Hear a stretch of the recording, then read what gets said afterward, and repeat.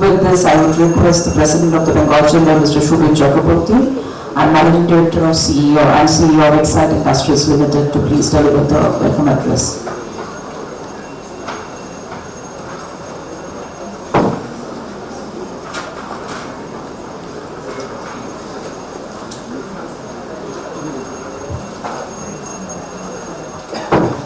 Dr. Ramana Reddy, Mr. Sanjeev Kumar Gupta, Mr. Yoshihiro Mizutani,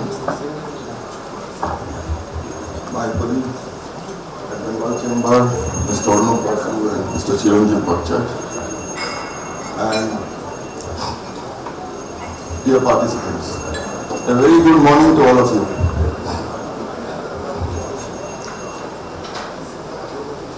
This is indeed a momentous occasion where Bengal Chamber is doing a Tech E-Summit in Bangalore.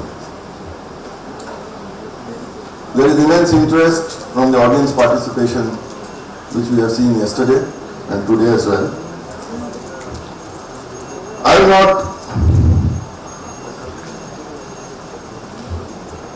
talk to you about statistics of how many startups have been in existence, how many of them have become unicorns, and what is the total investment. Those details are available in Google. What I will talk today is about a little bit of the historical context. Today we talk about startups, we talk about innovation. Who was the first person who talked about it? You know, there's an economist, Austrian economist called Joseph Schumpeter, who was born in 1883 and he died in 1950. He was an Austrian economist and an author. He made 3 significant contributions in the world of economics during his age. The first one which he did was, he was the person who coined the name of entrepreneur. He did it in German, because he used to speak German. He coined this term, Unternehmergeist. This term actually means the entrepreneurial spirit. So today when we talk about innovation, entrepreneur, startup, he was the first person who really talked about it. Second one he talked about is equally important. He followed this up with a hypothesis on business cycles, which we know is a reality today. And the third one, even more important, is the concept of creative destruction. He was the first person to talk about it, which in very simple terms means the old gives way to the new. So when we talk about creative destruction, what do we actually mean? I'll give you a few examples. Invention of the printing press in 15th century or the steam engine in the 18th century were what we call Schumpeterian moments. Following such a moment, Schumpeterian moment, life does not remain the same for people at large. And it affects everyone in a profound fashion in ways that leads to creative destruction. He described 5 different ways or 5 different types of innovations that come along with creative destruction. New technologies, new products, new ways of producing, new ways of distributing, and new business models. Convergence of many such innovation constitutes a Schumpeterian moment. Coming closer home, when the internet was invented 50 years ago, that was one such moment. Life did not remain the same after that. So why am I talking about Joseph Schumpeter? Because this is an event where we are having the startups and the VCs and the angel investors on the same table. Each startup each young person who dreams of a startup is looking for a Schumpeterian moment. He wants to create that. That dream is in his heart. Now, this meeting of the startup and the VCs, it is almost like a civilizational conflict. I'll tell you why. For those of you who have some idea about the publishing industry, with which I want to draw a parallel, when a writer or a poet writes a creative piece, he puts his heart and soul into that effort. He doesn't think of what will happen before or after. There are people who will isolate themselves for months on end. Someone like Amitabh Ghosh, when he writes this piece, it's a creative moment. The person pours out his heart in that book. Yet, for people who have tried to publish, when you take that first piece of your writing to a publisher, 99% of the cases he just throws it aside, saying that it doesn't have potential. It is almost like someone has banged you on the head. Because here, you have spent months and years trying to create something which you feel is something really worthwhile, something that can change the world. And then the venture capitalist said it doesn't have much meat in it. It doesn't have earning potential. Show me the cash flow. So this is a clash of creativity with business logic and business sense. And yet one that cannot be avoided, because that is the only way a startup can get funded. So it is extremely important for startups, people who are into that exercise, to understand that at the end of this particular exercise lies a very, very difficult meeting with it's almost like the lateral mind is meeting with the linear mind. And one is not able to understand the other. We heard in the morning that Manipal has instituted some courses in entrepreneurship. It is really a very good exercise. However, the passion component or the lateral component of this entire exercise, this cannot be taught. This is something that has to emanate from deep inside you.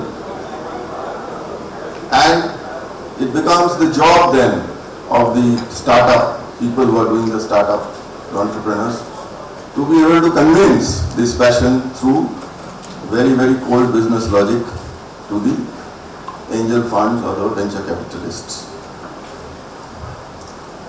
So this is why it is very important that these meetings take place, wherein we have both representatives from both the sides, so that the youngsters can be better prepared to face the questions which they are likely to face tomorrow.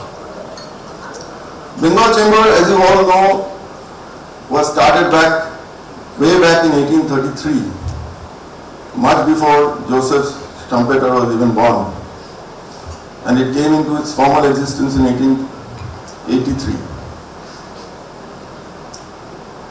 So this is a very old institution, and one in which the early statutes and laws for the country were actually conceptualized, particularly on taxation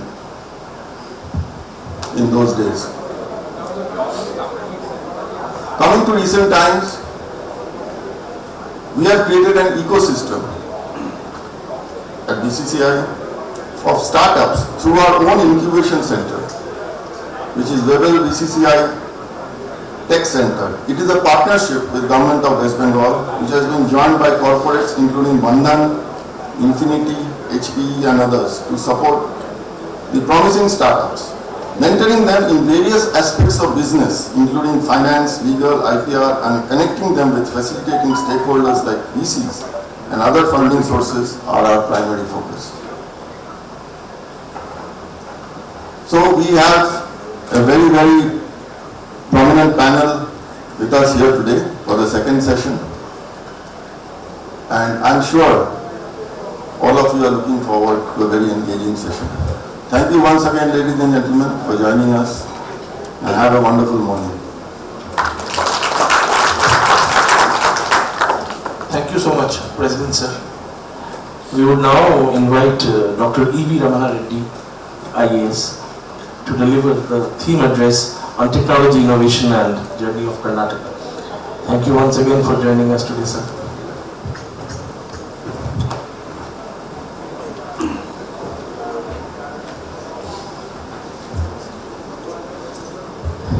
Good morning everyone. Mr. Subir Chakraborty, President BCCI and the MD of Exide Industries. Mr. Sanjeev Gupta, CEO Kedem. Mr. Toshihiro, DG Jetro. Mr. Arnab Basu, Senior Vice President BCCI and I. Mr. Ravindra Chamaria, Mr. Chiranjeev Bhattacharya and friends. I was happy to see Mr. Subir Chakraborty from Exide here because he is setting up a very large lithium-ion battery manufacturing company in Bangalore, factory in Bangalore. So I hope it's going on well. If there is anything I can do for continuing his journey, I would be very much interested to do that. The topic given to me is technology innovations and journey of Karnataka. Karnataka's journey is almost in technology and innovation and IT is almost maybe 3 decades. Firstly, I thought I would tell you where Karnataka stands, where Bangalore stands, where does innovation in Karnataka stand, and then I will tell you what must have Karnataka done something different from other states to reach this stage. If you take Karnataka as a state, we are highly progressive states, one of the highly progressive states in the country. Our GDP is 3rd highest in the country. If you take GST, goods and services taxes, we are number 2 after Maharashtra. If you take direct taxes, again we are number 2. If you take exports, we are almost number 1 or little less than the number 1. We export about $125 billion worth goods and services. In the software, each one of you know that we contribute to 40% of India's software exports. But when you take software and services, our exports last year were about 101 billion. And if you take merchandise, it is about 25 billion. These days, everybody asks how much FDI has gone into different states. If you take foreign direct investment into India and Karnataka, a year before, we got 38% of the FDI which came into the country into Karnataka, which was about 22 billion. These days everybody talks of ease of doing business and each state is doing its might to be in the forefront of ease of doing business and simplifying the procedures and processes. So we are ranked by Government of India as one of the top achievers in ease of doing business. When you come to Bangalore, Bangalore is 4th largest technology cluster in the world, not in the country. In the world it is ranked as 4th largest technology cluster. We always boast of the R&D centers in Bangalore. We have 400 plus R&D centers in Bangalore. Multinational companies call them GCCs, Global Capability Centers. In fact, right after the independence, all the big public sector undertakings came to Bangalore, right from ISRO to HAL to NAL to BEL to all R&D centers in DRDO, they are in Bangalore. Then lot of global capability centers, 40% of the GCCs which are present in the country are in Bangalore and Karnataka. In fact, many companies have their second largest R&D center outside their headquarters in Karnataka. Like GE has a technology center almost for the last maybe 23 years. Latest one being Boeing, they have taken about 45 acres near Devanalli airport and they are setting up again their largest R&D center outside their headquarters in Bangalore. 400 of Fortune 500 companies are there in Bangalore. And we always boast by saying that 1 lakh PhDs work in these R&D centers in Bangalore alone. Bangalore is ranked as one of the 6 best cities in the world for the expats to live in. and skilled manpower. Every company tells me I am heading this Department of Electronics, IT, BT and Science and Technology for the last 4 years. Whoever comes, they will say that the biggest advantage in Bangalore is the skilled manpower. They start with 500 people and scale up to 5,000 people, 10,000 people in less than 2-3 years. So that is the amount of skilled manpower available. These days, everybody talks of AI. Even in artificial intelligence, Bangalore is supposed to have second largest talent in the world. So because of these reasons, Bangalore, as you know, is the IT capital, science capital, biotech capital, startup capital. So Bangalore is what it is today. If you come to innovation, last 3 years we are rated as number 1 in the country. Niti Aayog ranks states on innovation index. So we are number 1 for the last 3 years on India Innovation Index. The DPIIT of Government of India ranks states on startup rankings. There also we are top performer for the last 3 years.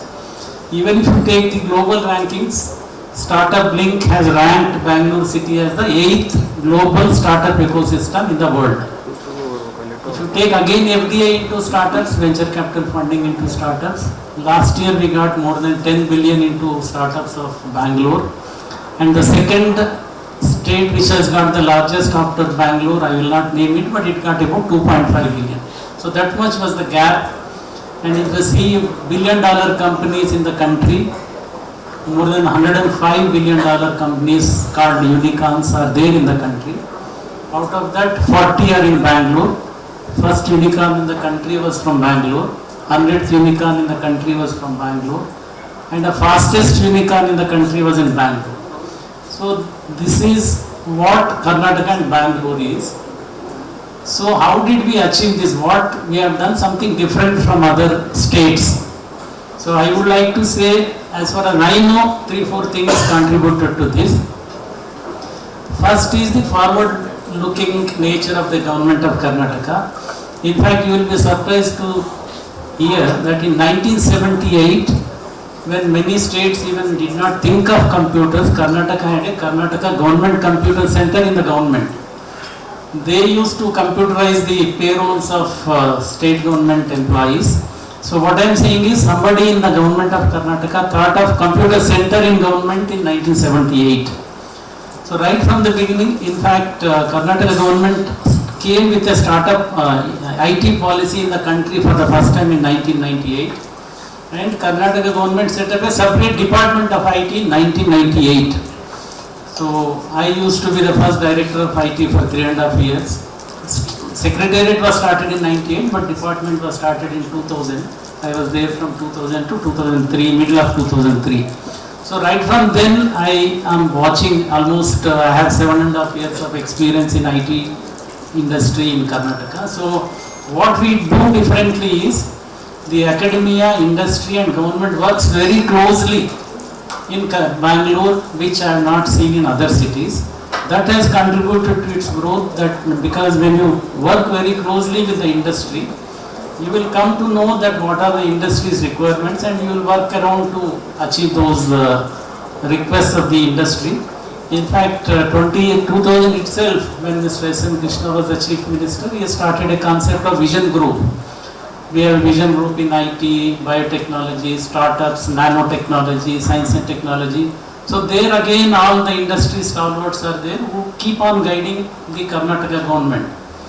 Number 2, what we have done something different from other states is that we have come out with sectoral policies even before other states could think of. Sometimes we came out with a policy even before Government of India came out with a policy. So 98 we came out with an IT policy.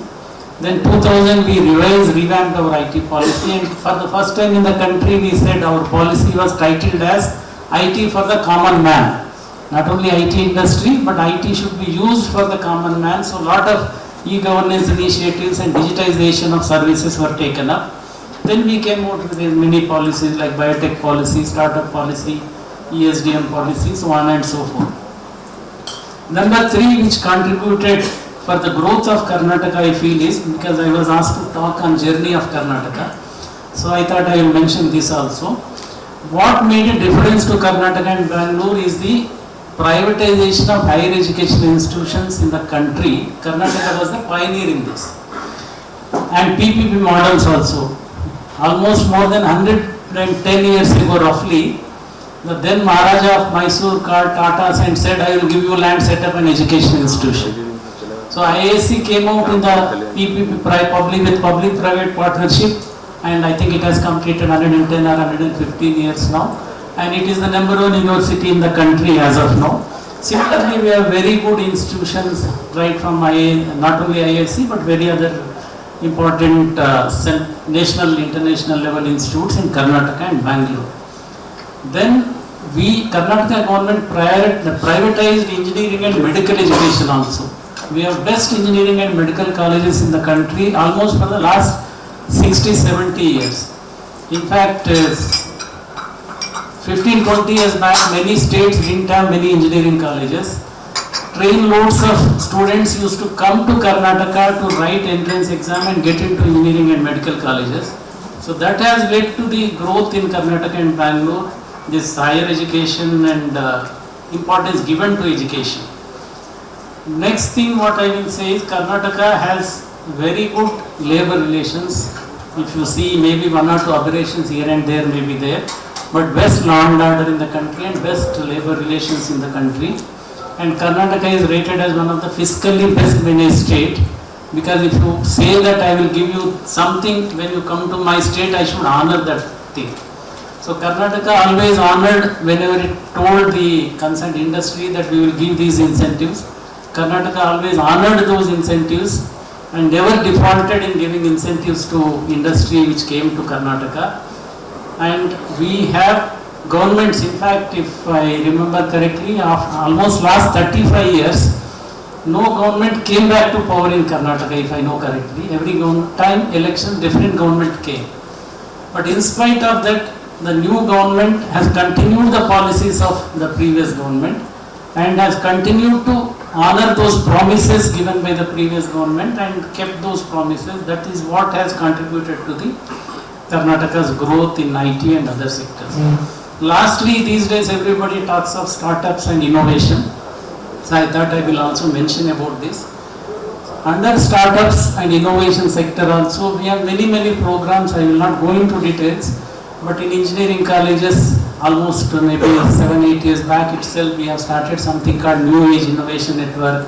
Then we have set up technology business incubators in higher institutes of higher learning. We have started a program called Elevate, where we give grant up to 50 lakhs to any company, any entrepreneur who has got a very good idea, and for converting that idea into a proof of concept, he needs money, seed money. So we were the first state in the country to have started Elevate program and started giving seed funding, and we have a very good venture capital fund called Kitwen, started about more than 20 years ago, which is doing very well. We have set up many incubators and centers of excellence in government sector also. Private sector also, there are many. In fact, the biggest asset of Bangalore is that we have many incubators in private sectors and many venture capital funds in private sector. But even in government, in 10 to 15 centers of excellence we have started. With the collaboration, again, my first point I will go to, with the collaboration of industry associations and industry, not just by government. Lastly, we also do some outreach activities. Like we hold an event called Bangalore Tech Summit. Last year was the 25th event, Silver Jubilee event. This year we will be having a 26th event. Every November we do this. This year it is on 29th, 30th November and December 1st. There we encourage lot of startups. Last time 550 startups from all over the country participated. We provide them space at a very nominal rate. And a lot of industries participate. This also helped Karnataka in growing in IT sector. And another thing, not only outreach within the state, but we have a concept of Karnataka Unit for International Cooperation, where we work with various other countries also. We have some kind of arrangement as on today with about 30 countries. We have in some places we have tie-ups with the states also, like in Australia, Germany and other places. In fact, just at 10 o'clock in the morning today, I had a meeting with the High Commissioner of New Zealand to India. So that way we do a lot of outreach activities with other countries. We have cooperation with the government to government in those countries, with the university to university, startup to startup. We encourage lot of startups from our country to go to their country and encourage their startups to come here and expose them to VCs. We call it as market access program. So these are the initiatives. I have told you where we stand and what is our journey and what we have done. I feel something different from other states. In fact, before I conclude, I remembered we do roadshows also in other cities when prior to Bangalore Tech Summit. In one of the roadshows in Hyderabad, one fellow asked, why do you ask my industry, our industries to come to Bangalore? Then I said, I am from Hyderabad, working for Bangalore. I am happy if both Hyderabad and Bangalore develop. There is a healthy competition between the states now, which is really a good sign. So unlike the traditional industry where if you want to set up an industry, you can set up only if some raw material is available. IT is one industry which can grow anywhere if you take right steps, and one industry where there is no competition between the states, each state can grow. So I feel that Bengal Chamber of Commerce and Industry having this program in Bangalore is highly welcome. So I want Bengal, West Bengal also to grow, and Karnataka and other states in the country to grow together. And now we stand 5th in global rankings in GDP. The country stands 5th, and soon I am told we will reach number 3 spot. So let us all work together and make India a $5 trillion economy in near future. Thank you. Thank you so much, sir. You did amazing job, and we would definitely like to constantly learn from you based on the insights which you shared in a few minutes. We would now like to invite Mr. Sanjeev Kumar Gupta, CEO, Karnataka Digital Economy Mission. Thank you once again, sir, for joining us.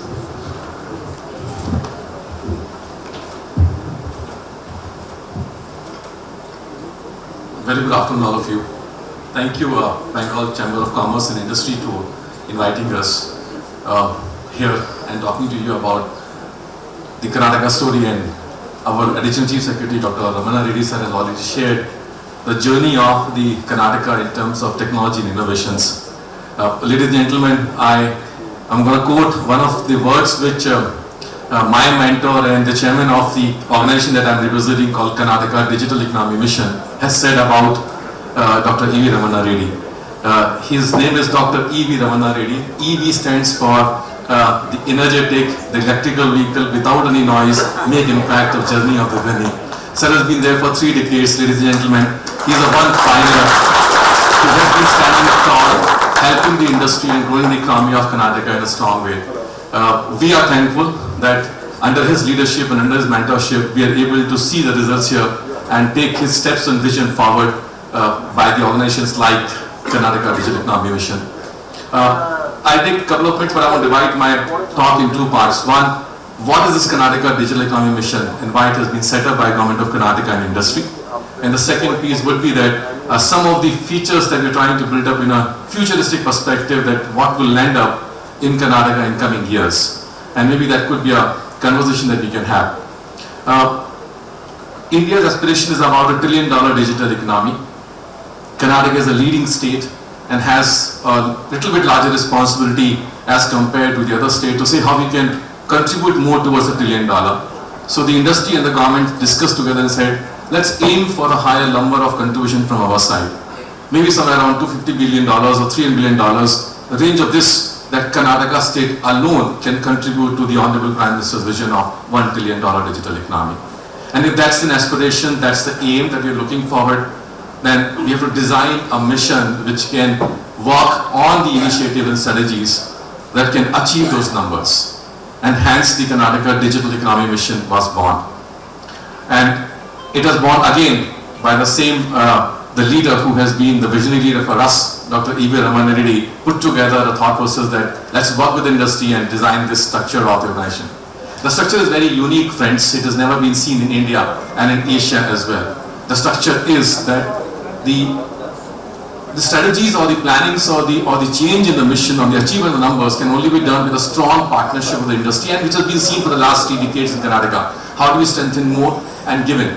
So instead of saying that we will work with an industry and etc., this time sir told us and said, let's say industry will work with the government and we will enable through this process. Shift the gear completely. And hence this Karnataka Digital Economy Mission has 51% equity with the industry and 49% equity with the government. 51% equity is represented by the NESCOM, ISA and ASSOCHAM as an industry, and the 49% with the government.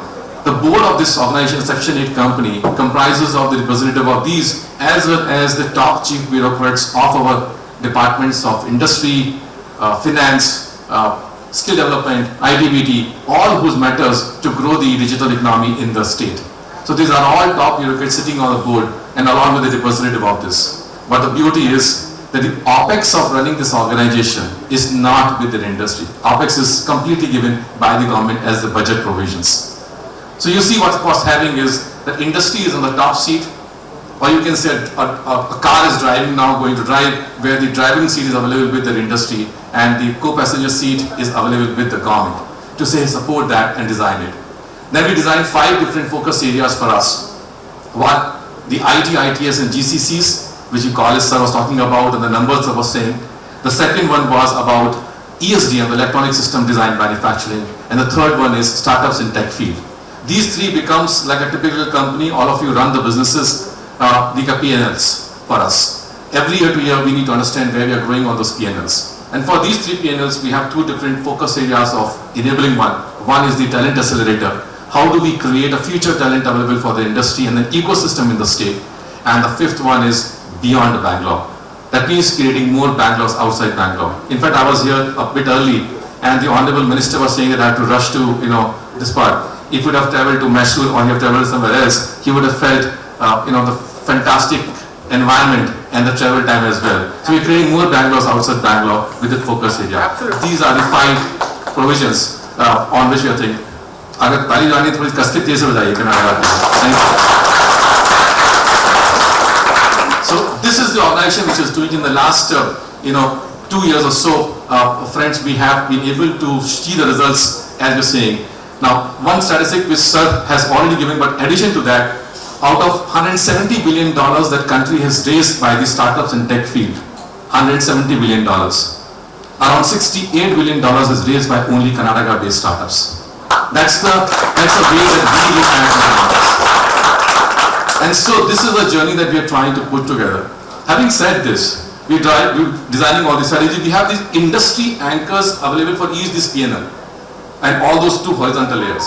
So what we designed as a strategy to execute in the state for growth of that particular P&L is actually by the industry people. And they help us to design together. So every vertical has those. In the Beyond Bangalore, we have identified first 3 clusters, which is called as Mysuru cluster. One, second is the Hubli, Belgaum, Dharwad. The third one is Bangalore cluster. And we have created, I'm just giving you the little bit insights, and maybe these are good lessons that we are looking at. And many of the states are also seeing that they can, replicate some of these models. We have done is that we have these products called Mysuru, Bangalore, and Hubli, Belgaum, Dharwad. If I go to an industry, an IT's industry, or let's say Mr. Chakraborty is there, he picked up the Bangalore, but he would have picked up the other regions also, maybe the expansion plan will go through there some other time, is that we make a product of a cluster and we sell the product. I'm a typical seller. With my background is that I started my journey in the Indian Surgical Services in 1998. I served 11 years in the Government of India and then quit the service and joined the corporate worlds of IBM, Microsoft and Accenture and run their businesses. And then came back to the quasi-government where you can create some economic impact on not-for-profit. Why I'm using these words? I'm a seller. Because I'm not a seller from the government side, I'm a seller, habit came from the corporate side. I'm a seller. If I has to sell a product or a cluster, the product has to have a very clear product specifications, what I'm selling for, why the industry will buy this product, and has to be very clearly laid down.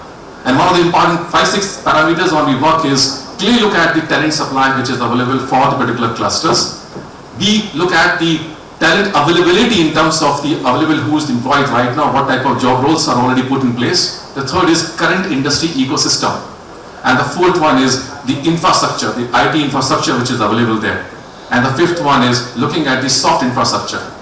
And then we go forward talking about of the social infrastructure, talking about the policy incentives onto this. Then we create a P&L. And the P&L says that if you are looking at, let's say, Bangalore or anywhere else in Hyderabad or Chennai, how do you see the results of your P&L and a bottom line impact that you see in operations in Mysuru clusters or in the clusters? And ladies and gentlemen, we have around 25% conservative numbers that impacts your business in savings or bottom line impact. With this, in last almost 24 months, friends, we were able to create 36 companies set up their operations in only these clusters, which includes a lot of stuff of good of startups as well. A fantastic journey. We started like a typical company, we're saying that we have only 1 or 2 pipeline companies with us in discussing who's who come up. We have now around 150 companies in our pipeline which are having a discussion with us to invest in these clusters alone. So what I'm trying to put together is that the journey which Bangalore has seen, the Karnataka has seen in last 3 decades or 2.5 decades is now also getting another steep up, while 3 another growth centers that we are trying to push together is taking a curve in a different direction altogether. And that's the way that we are designing our stuff. Coming to the startups in the tech field, and I want to share this part perspective to you. Our journey, which has been seen today, is saying that 43 unicorns from Bangalore out of 105. What is the future? The future is the numbers of Sonicons. We have approximately 100 Sonicons in India. Sonicons soon to become unicorns. And out of those, I'm pretty happy to share with you, 47 are from Karnataka, Bangalore. So our pipeline is very strong. So we're looking at those numbers to go forward and say, where will we be landing up in numbers? Having said this, 250 plus incubators and accelerators in the state. Having said this, we have around 21,000 startups in the state out of 95,000, 100,000 startups all over the country. The gentleman, Mr. Dawani was here, is talking about Mumbai becoming the fintech capital. Friend, I want to, just to correct you, finance capital can be Mumbai. The fintech capital is Bangalore and will remain as Bangalore. We're working on this part. The 10 unicorns which were born in fintech, most of them were actually from Bangalore. The people like Razorpay, they shifted their operations from other part of the country, come to Bangalore and set up the headquarters. And today they are the profitable business. What I'm trying to put together is that the journey of has gone through. Is it enough for us? Or what is the new thing we're trying to do? We are actually making it a democratization of entrepreneurship journey now. Is that we want to create the startup ecosystem much more vibrant in the clusters. Yes, Bangalore is a fantastic offering, 8th topmost center of startup innovations in the world. Can we create a map where Mysuru is also on the world map, where the Huli Begaon Tower is on the world map, on the startup and innovation? What is it we need now? Sir has talked about NAINS Incubation Center. What does the NAINS does? It gives me a student into the idea of entrepreneurship, and then the mentor is available to put their idea into a reality, some product line that can come up. Any ideas that can be flourished. What I'm trying to do, a funnel of startups are getting generated from these institutions. And these all institutions are nowhere else but outside Bangalore, most of them. Second piece that they're trying to put together is that, okay, fine, you have an idea. Now from a named institution you come out. Sir has set up those called as K-Tech Innovation Centers. Incubation centers in these locations. In all these cities they're talking about. What does the incubation center does? Bring those entrepreneurs outside the college and come and set up there, take a support from us and come out with a product line. To add on to this layer, Sir has talked about an Elevate program, where the idea to POC up to 50 lakh grant is available by the government in a proper jury format. So a person can get up to 50 lakhs to convert their idea into a POC. And once it has been done, then the question comes of, if I am a successful product maker, I should go to Bangalore because there is no accelerator there. How to accelerate my business? So Sir has recently, last year, Sir has started a program called as Karnataka Accelerator Network. And through this, what we're trying to do is 3 mature accelerators from Bangalore and 1 each in these clusters are getting mentor and mentee relationship and designing a program where the course is going to be working in the clusters as an accelerator, and they will be going at 100% funded by the government. Thanks to Sir that who has been able to do this all effort to bring this accelerator network into this part. So from an idea, from a funnel of startups to incubation center to the accelerators, which is now in the clusters itself. Next level, a fund. How do we give them access to fund? The fund is available. It's in Bangalore, a lot of VCs. I don't, sometimes talk about a Fortune 400 companies are here. But let me tell you, if you pick up all the top VCs in the world, 90%, 85 to 90% VCs have operated from Bangalore. All of them. Can we bring this part of the access of fund closer to the decentralization way towards these places? And that is another journey they're doing. With a lot of discussions, we have started now a new program called as Cluster Seed Fund. What a Cluster Seed Fund is? The first time in India, a Mysuru seed fund up to 25 crores is being worked out by government of Karnataka is being approved it and giving a fund for setting up this fund only for entrepreneurs from Mysuru region, only for entrepreneurs from the Bangalore region, a separate fund Hubli, Belgaum, Dharwad. That's the way they're changing the color. So what is going to happen in future? The future is that you will find those vibrant startup entrepreneurs coming out on those regions and putting a thread and saying, I am successful based on this. I give you an example. In Bangalore, there's a company called Robosoft, which was there 10 years back, and they became almost a pretty good company from Udupi region. They were actually serving a lot of products and applications in the field of Apple stores and etc. They were one of the largest one. They sold their companies to Japanese company there, multinational company of around $100 million, based out of Udupi, etc. So there is a possibility. There is a great thing that we can do. This is the way they're trying. It's a cluster seed fund become another example for us. Having said this, how do we create a market and the mentorship program for them? So we're trying to push together to create more tight chapters into this level. Because the tight chapters are nothing but twofold they bring in, industry people and the angel investors. How do we create those tight chapters? So we have got now in Karnataka is the only state which has the largest number of tight chapters than in India. We have a Bangalore chapter, we have a Mysuru chapter, we have a Mangalore chapter, we have a Hubli chapter. And I'm pretty sure in a couple of years' time we'll find a Kalburgi chapter also coming up shortly. But what is happening is you're creating institutions now where the industry of the local and HNIs of the local region are coming on board on the type. They are learning how to invest. They are also giving their industry experience to market access and along with it. On top of this, SIR has also established around 8 to 10 center of excellences in the country, in the state. And in these 8 to 10 center of excellences, giving us a NESCOM body to run the program, the ISA body to run the center of excellence, they bring the entire network of the industry. This model has been worked out for so number of years, and now we see the next level going on to the decentralization level.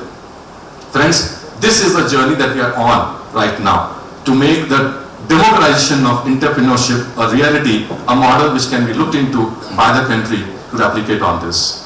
I take this opportunity and thank you so much. I want to just share this part of the statistics to you and make sure that how many of you are from Karnataka or how many are outside from Karnataka? Okay, so I see a lot of people are from Karnataka. And also those who are not, we are going to come out with on the airport at the Bangalore airport some sort of a lounge for any entrepreneur from any part of the world. If landing in Bangalore airport, the first welcome address is come to this lounge, let's have a chat. What do you want in this Bangalore? And the Bangalore opens the heart without any culture, without any religion, without any biases. Open the heart and welcomes you all in the entrepreneurship of this. Thank you so much. God bless you. Thank you so much, sir, for sharing your wealth of experience and the successful strategies implemented. Coming to JETRO Bangalore, Bengal Chamber of Commerce and Industry has been working consistently, very closely with to deliver a special address on Indo-Japan startup collaboration. Thank you once again, sir, for being here. Thank you very much for the introduction. Good morning, ladies and gentlemen. I am Toshihiro Mizutani from JETRO. JETRO is a Japanese government-related organization. And next page, please. Can you slide? Yes, thank you. Yeah. Who we are, JETRO. JETRO is, we have offices here in India, 5 offices. And in a total, in a whole world area, we have about 70 offices here. And I am doing a Director General in this Bangalore office. And actually, we have 5 offices in India, and one is New Delhi, and Mumbai, and Ahmedabad, and Chennai, and Bangalore. And we have 4 Japanese staff here in Bangalore office. And except me, 3 Japanese young women, age 20. So as you see, Bangalore is a very cosmopolitan city. It's very easy to very friendly city. So except me, a young lady can live very easily. So next page, please.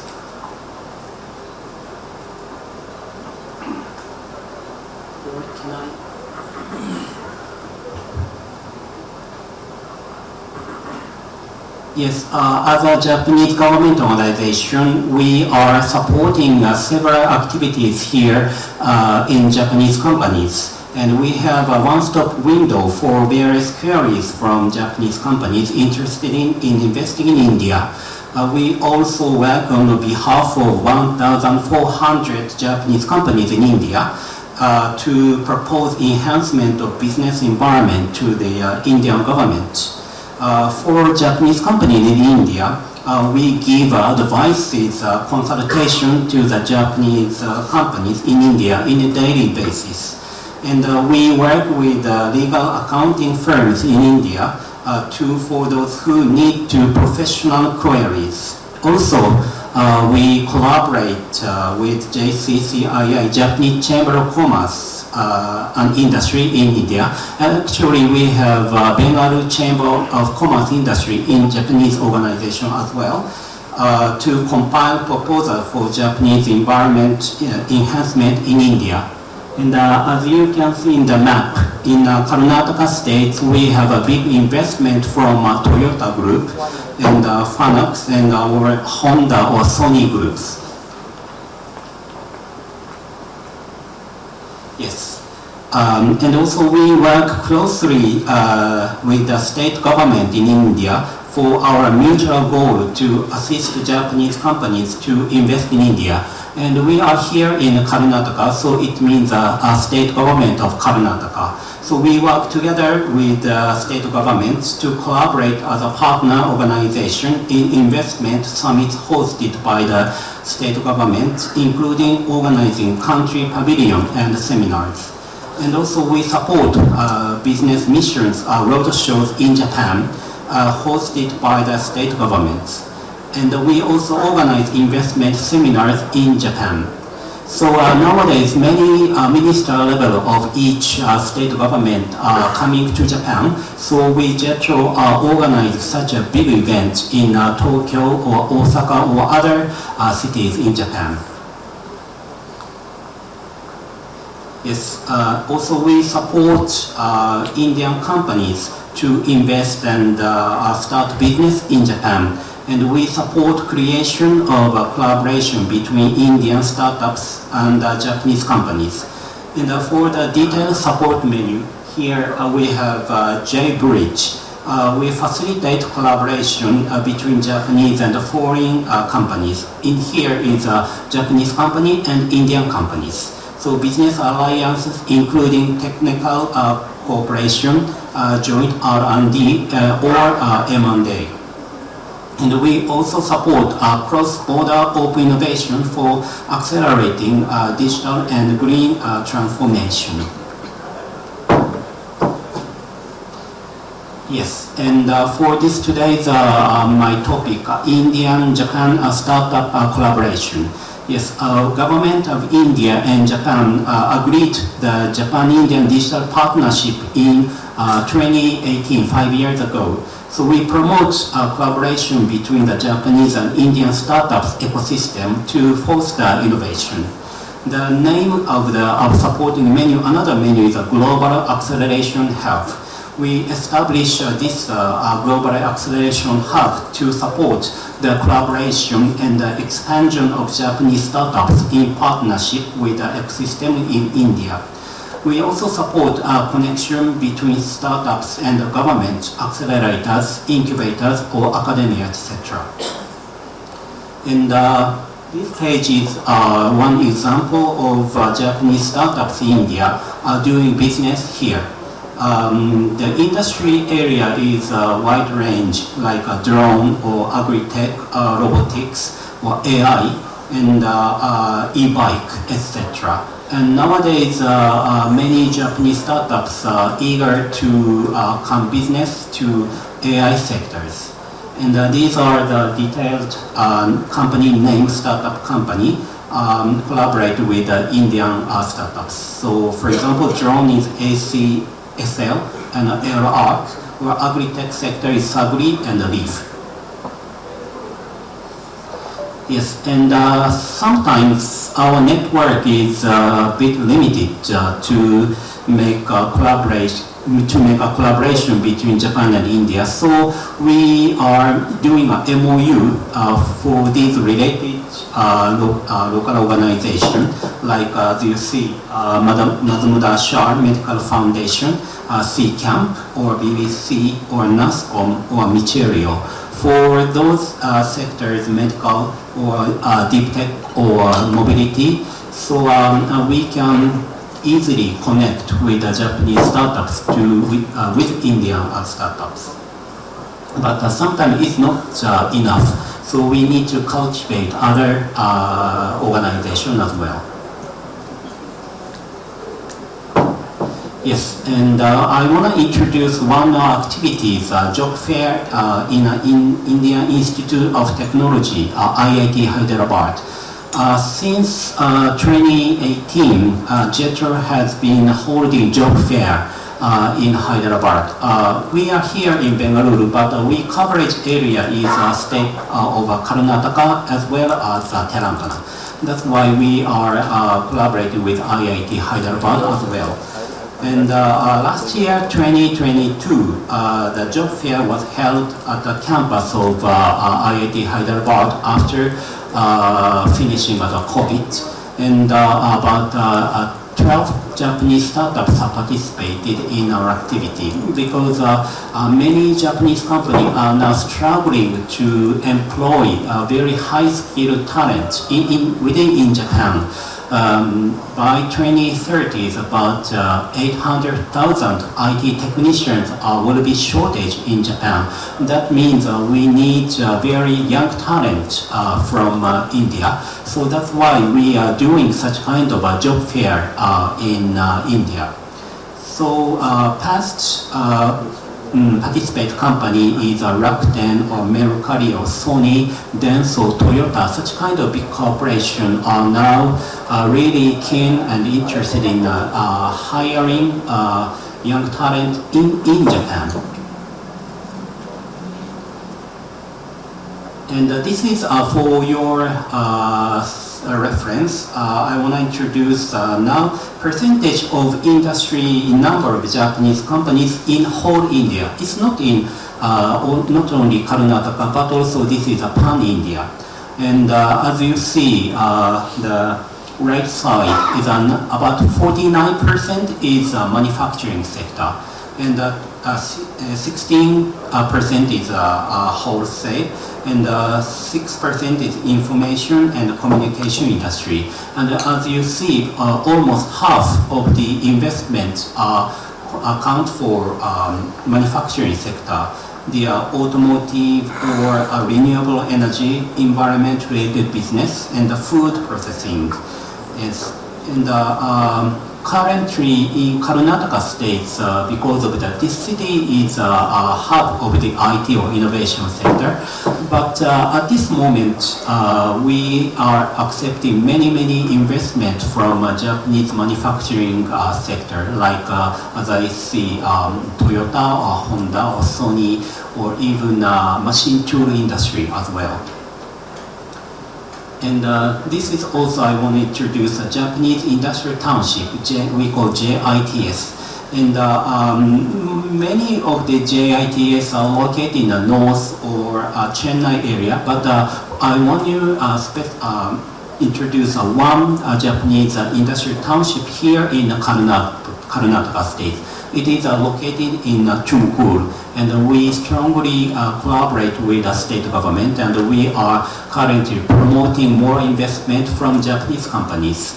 And at this moment, in this Tumakuru area, we are inviting 3 Japanese companies, including Toyota, Brother Industry, and Hitachi Astemo companies. And hopefully one more Japanese company will increase here in the Tumakuru area. And yes, for the retail sector, I want to introduce our activities. Yes, retail sector is sometimes some restrictions by the Indian country, but we are struggling to cultivate this huge market. So as you may or may not see, Uniqlo or Muji, such kind of retail shops are opening recently here in India. And hopefully in Bangalore area also, these Japanese retail shop will be increased here. And I want to introduce one Koko Ichibanya. This is actually a curry food restaurant of Japanese curry. Of course, India is the most famous country in eating the curry, but in Japan as well, about 100 years ago, it's come from UK, and we have a Japanese curry. So Koko Ichibanya is the biggest curry chain, franchise chain in Japan, and this Ichibanya came to India. It's very, very challenging because the taste of the curry, Japanese curry, is totally different from India. So the Ichibanya is now very difficult time to introduce and to make more Indian people to introduce the taste of Japanese curry. Yes, and last page is I want to introduce to focusing on the Japanese company's activities here in Karnataka states. Yes, we have about 5,000 base in pan-India. Actually 4,901 Japanese companies based here. And Karnataka state consists of 537 Japanese companies based. So the fourth largest accumulation in pan-India. And the number is actually very increasing in Karnataka state. And yes, the last one is just for your reference is to introduce Japanese companies located in Bangalore area. Actually, state government prepare many industrial zone like JITS, Vasanta Narasapura or Dodaparapura, Dabaspet. There are many industrial zone. Yes, and yes, in a Bidadi area, we have the largest Japanese manufacturing accumulation. So Bidadi area is mainly investment from Toyota Group. Actually, we have many Toyota Group production sites in Bidadi area. Yes, that's my conclude my presentation. Thank you very much for your attention. Thank you very much, sir. We now invite Mr.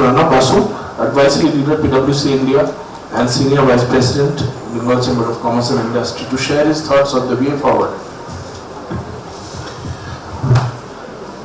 Good afternoon, ladies and gentlemen.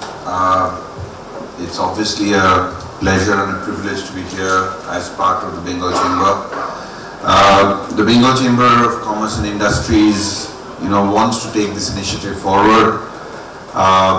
We are always looking at how we can add value to the startup community across regions.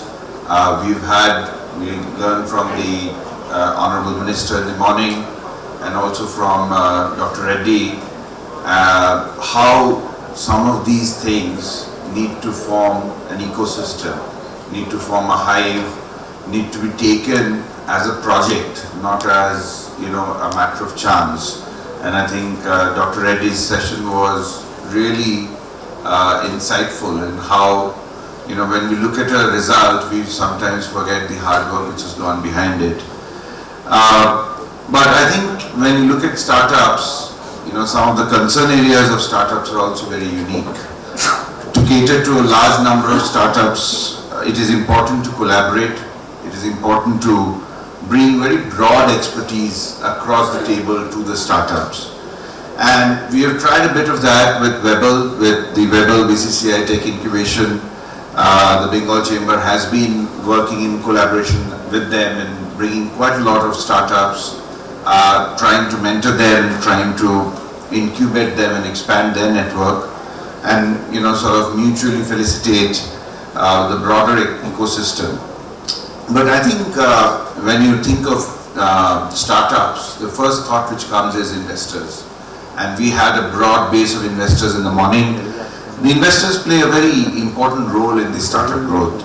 And whether you look at VCs, whether you look at the angel investors who came here from Bangalore, from Mumbai, from Calcutta, I think some of them who joined us, they talked about what they look at. Yesterday's session was also a lot of about what they look at.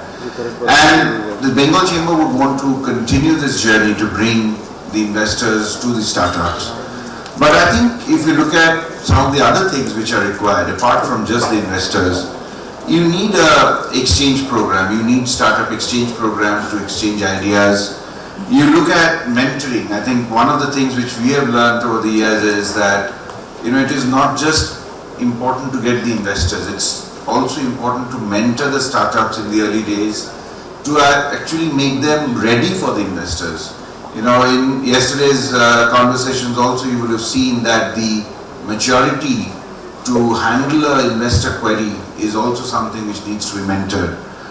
And then we would need to have training programs on very critical areas around, the supply chain, around omni-channel, around, intellectual property rights, around taxation, around governance.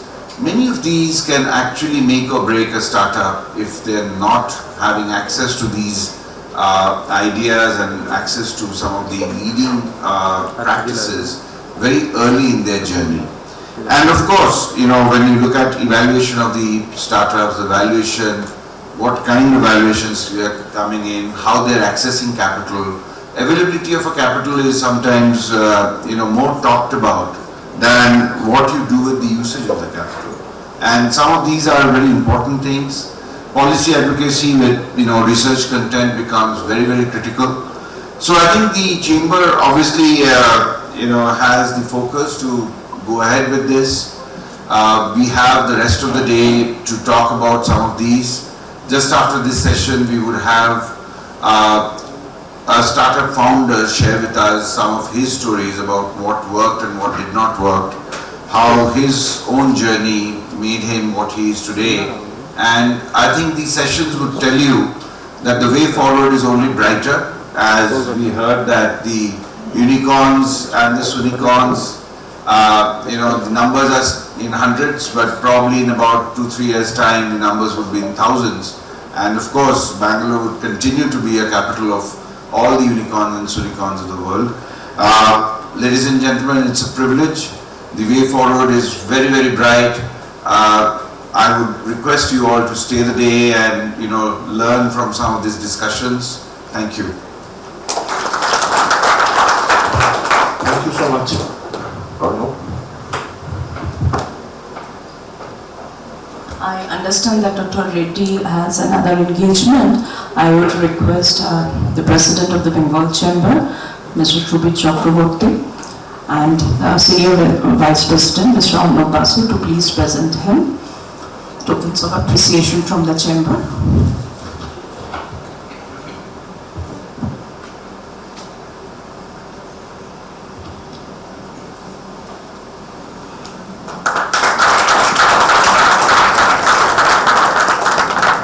I must mention the Uttoro, it is of Dhonekali Shari. Dhonekali Shari is a GI tag product of Bengal.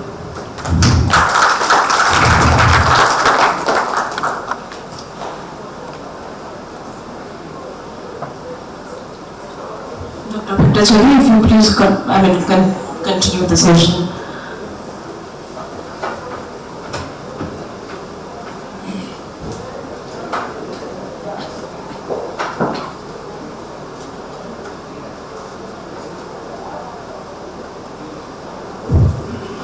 Thank you, Angana. We would now request Mr. Ravindra Chamani, Group Chairman, Infinity Infotech Parks Limited, to deliver the industry address, please. Thank you so much, sir, for being here.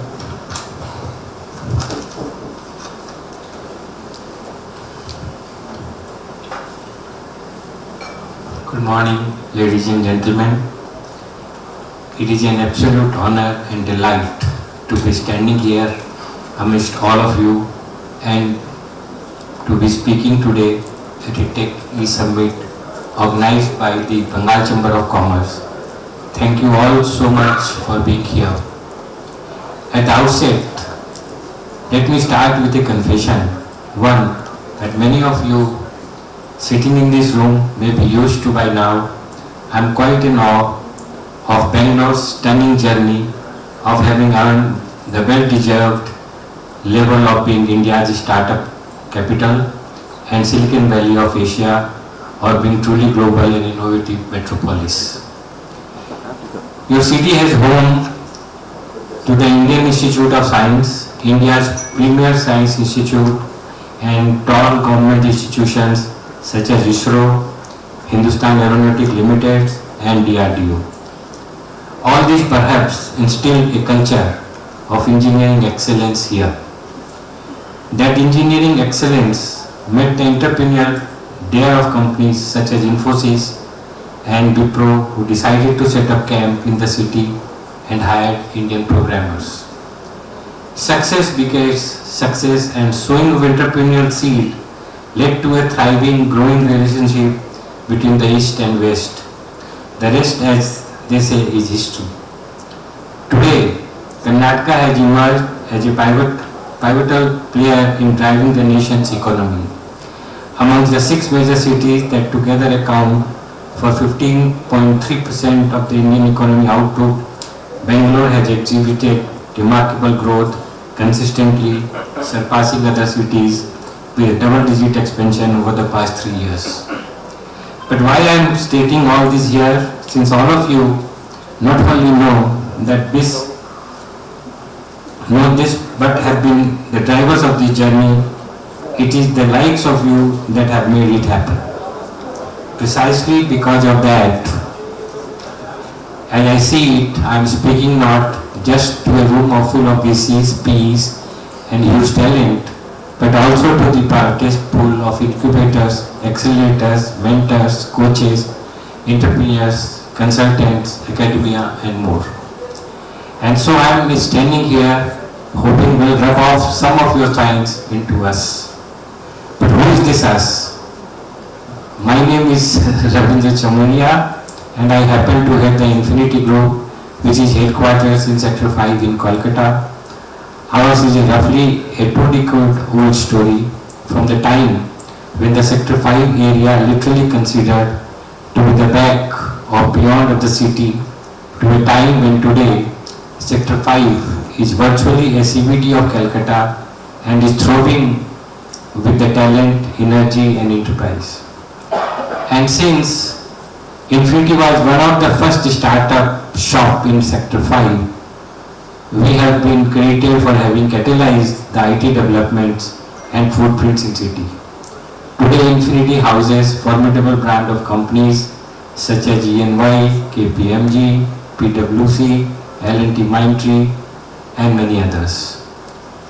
Today we have well and firmly catalyzed. In these 2 decades also, Sector 5 has transcended its status as the largest IT hub in Eastern India to consume the role of dynamic economy driver. It has served as the catalyst for the comprehensive development of Greater Kolkata, encompassing areas such as Salt Lake, Rajarhat, Newtown, Eastern Bypass, and Bantama. This remarkable expansion has not only stimulated progress but also brought prosperity and recognition to the region. But we would like to go beyond this, and we firmly believe we have what it takes in terms of infrastructure, intellectual capital, talent to make that happen. As you know, every third IT professional in your city has her roots in Calcutta. Besides our preparedness to raise the bar, we also enjoy some strategic advantages such as being the gateway of the East, as well as offering low-cost talent, a great work-life balance, and some world-class education institutions. What we do need, however, is the expertise, the mentoring, and the sheer vision that only technocrats such as yourselves can offer. We need your guidance so that our business acumen, innovative vigor go a notch higher and further.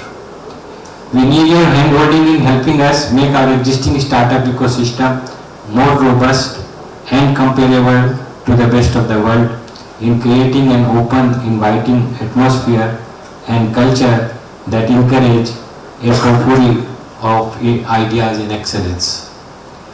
I stand here warmly extending an invitation to each one of you to come and spend some time in our city to see how far we have come and navigate us to the next level.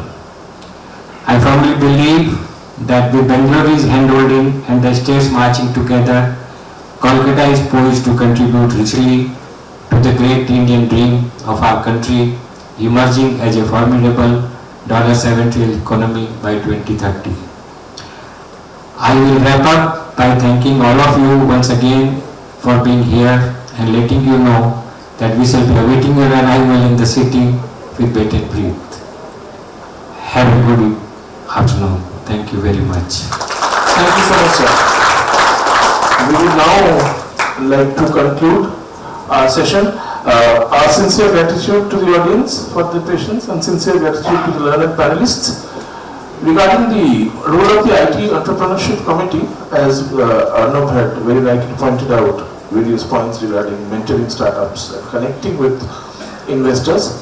There's only one line that I would like to add, is that a key objective of our committee at Bengal Chamber of Commerce and Industry remains to create convergence between the investor community on one hand and the startup and entrepreneurs on the other hand, and that convergence needs to be beyond geographical boundaries.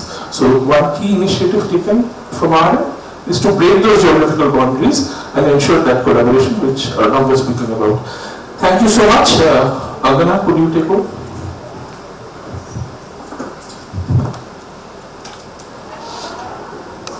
Yeah, I would now request Mr. Subir Chakraborty and Mr. Basul to please present token of our appreciation to Mr. Sanjeev Gupta.